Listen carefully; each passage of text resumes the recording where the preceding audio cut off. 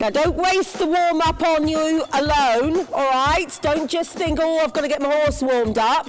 This is about you as well. This is about you warming yourselves up, putting yourself in a really good position, stretching your own muscles. And again, to do that, you've got to get your heart rate up as well. So we're really looking for you to increase your heart rate, them to increase their heart rates, and then we can get those muscles nice and warm. Hi, my name's Corinne Bracken. I'm here at Glen Eagles today to do my monthly clinic. We have people come from all over Scotland, all levels of jumping, from novice amateurs up to professional show jumpers and event riders. So we cater for everybody here.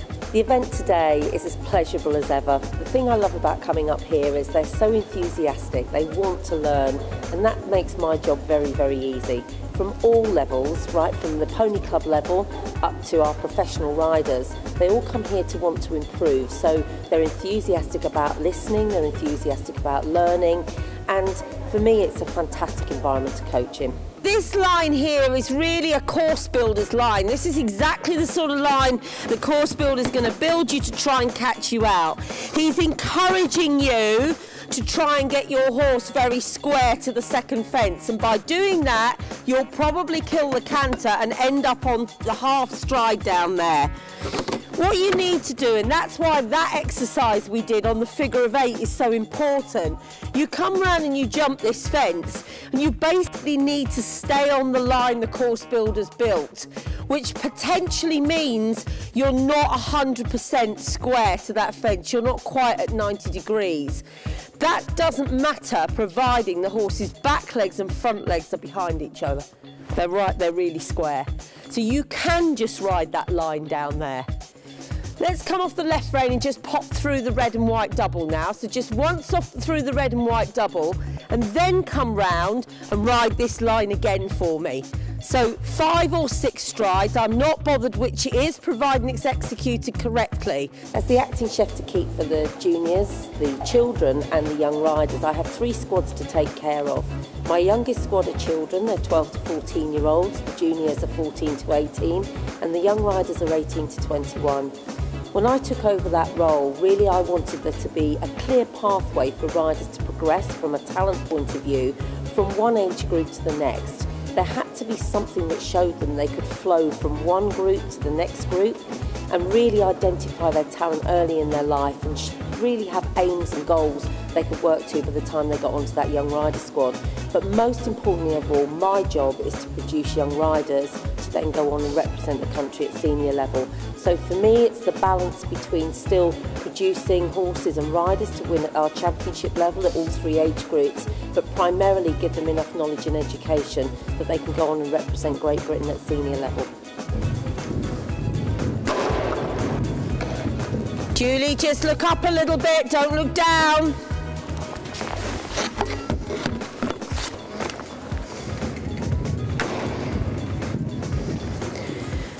Just start again, go right from the word go again, go through your double once more, just looking up as you jump in, and then just make her pay attention going into the corner to come out of it. She sort of just ignored you going into it really, I think she thought she'd finished, to be honest.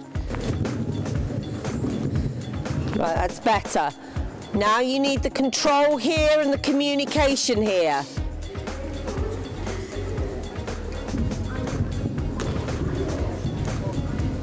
And whoa, you definitely want the 6. But what I would do with her is I would come round and I would jump there, but I would come out. I would just come round. If you go a little bit deeper into your corner and come out, that line that will take you out will be better. And then if you come out on the line a little bit more, you'll get the 6, but it wants to be 6 with her because that diagonal line on 5 for her, I think, is just runs her too much. So into the corner, come out and sort of head for me a little bit more, really.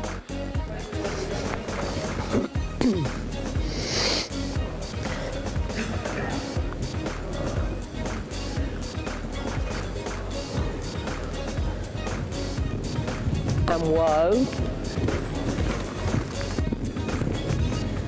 Really easy 6 there, Julie. Excellent, well done. As far as international teams go, we hold a trial every year at various different venues in the country for us to talent spot. However, that's not the only place that we talent spot. We run a series of junior academies across British show jumping, and at those junior academies we have accredited coaches and UKCC level 3 coaches talent spotting the youth of today. My phone rings 24/7, and that is really because I want that talent to come through and be used for teams for Great Britain. So really there's a very open process out there. If you think you're good enough, get on the phone, send me a video, we'll have a look and we'll let you know. So into the turn and out.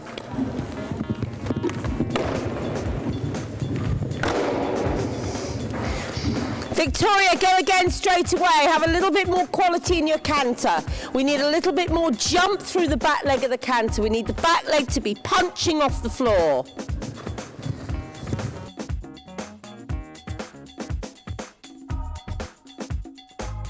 Keep that lower leg under you. We keep that back leg there. Good, we keep the connection. We keep it. Very good. Produces a much different jump, much better outline. Good. Getting into the sport of show jumping is probably easier than it's ever been. It used to be very elitist. People used to think you have to have your own horse, your own pony to be able to do that. If you look around, we've got a fantastic facility here in Glen Eagles. Glen Eagles run what's called a centre-based pony club. That allows normal, everyday child to come along, ride at Glen Eagles, borrow a pony and become part of the pony club. Moving on from that pony club, they can then become part of British Show Jumping's Junior Academy, which is also run from this area. By being part of the Junior Academy, you start to get instruction from the UKCC level 2 and level 3 coaches, and that really will take those riders to another level. But still at that point, they can still borrow a pony to do that.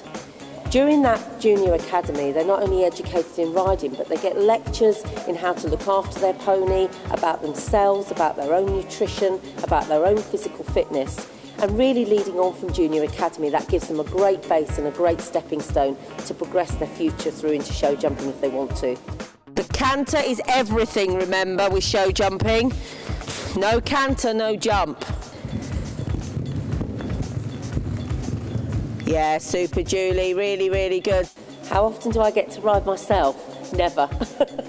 I actually took a conscious decision that if I wanted to really go into coaching and take it seriously and really give the squads the maximum amount of time that they needed, as long as I was doing that, I wasn't going to have time to ride. So I think the last time I rode seriously was 2005. And then I think in 2007 I rode a horse for about half an hour and I could barely walk by 2008.